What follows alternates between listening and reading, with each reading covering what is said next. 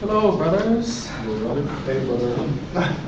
If you really want to, go ahead and turn to Mark chapter 5, verses 25 through 34. This will be the text I'll be reading from this afternoon. Again, that is Mark chapter 5, verses 25 through 34.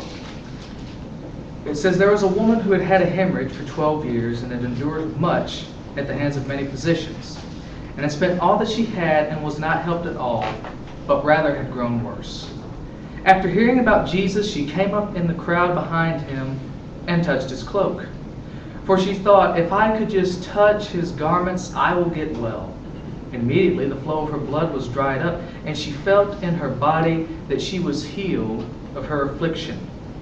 And immediately Jesus, perceiving in himself that the power proceeding from him had gone forth, turned around in the crowd and said, 'Who touched my garments?' His disciples said to him, 'You see the crowd pressing in on you, and you say, "Who touched me?" And he looked around to see the woman who had done this. But the woman, fearing and trembling, aware of what had happened to her, came and fell down before him and told him the whole truth. And he said to her, 'Daughter, your faith has made you well. Go in peace and be healed of your affliction.'" I basically read that whole passage just for the ending right there. Jesus says, your faith has made you well. Faith is very important to Christians, isn't it? Hebrews chapter 11 verse 6 tells us that without faith it is impossible to please God. I'd say faith is very important. But what is faith? There's a huge argument in the religious world as to what exactly faith is. There's people who say faith is just believing in God. Some people say faith is serving God. But Jesus says this woman has faith.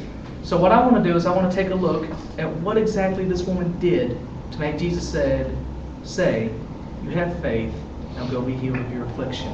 There's three characteristics that this woman has in her faith. The first characteristic is belief. Can you really have faith in something unless you believe in it? You see, this woman believed in Jesus. We know that because, well, she went to him. She sought him out. When she heard that he could heal her, she looked for him. And so really there's not a lot to this point except to note that believing is the first step of faith. In order to have faith, I must believe in the object of which I have faith in. The second point is that faith is a recognition of power. We see this in the fact that the woman recognized Jesus' ability to heal her when she said, "If I can just touch his garments, I will be well."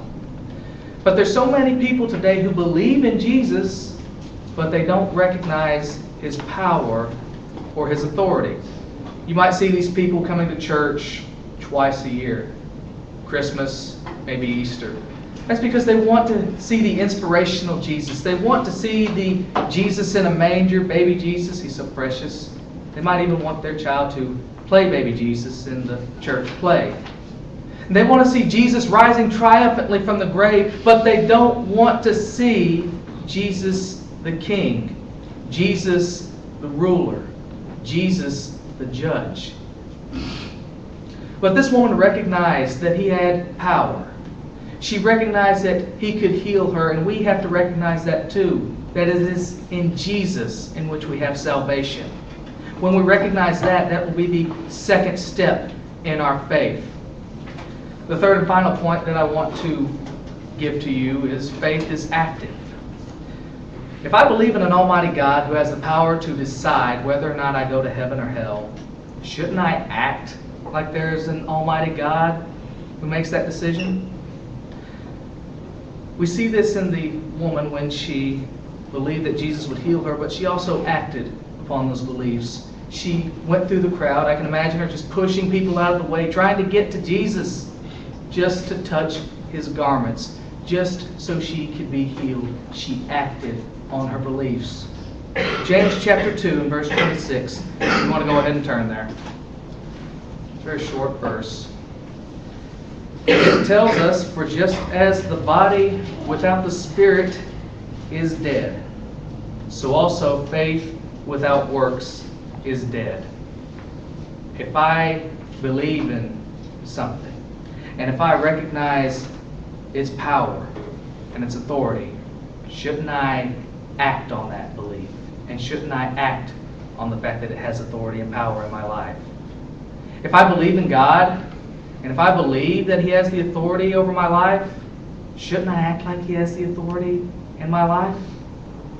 It only makes sense. If there's a truck coming at me and I can see it coming, I believe there's a truck, and I know that it has the power to crush me, shouldn't I get out of the way? Wouldn't you get out of the way? So in conclusion, we have these three characteristics of faith: belief, the recognition of power, and action.